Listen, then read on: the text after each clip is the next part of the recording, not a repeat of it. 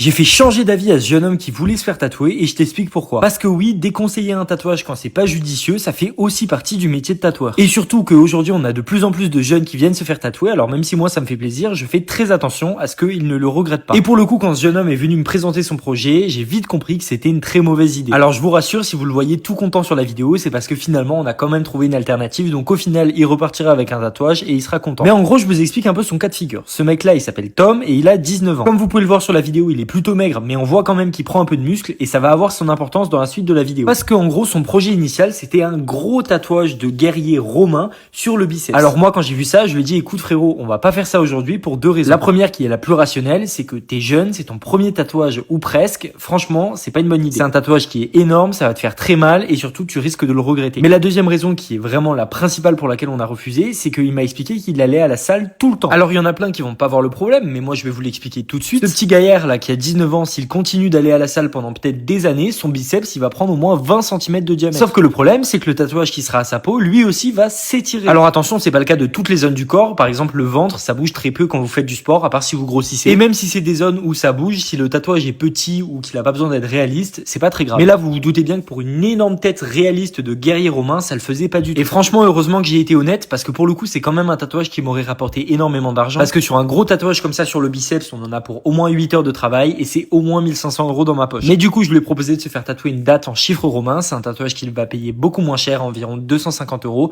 et surtout, il le regrettera pas dans le temps.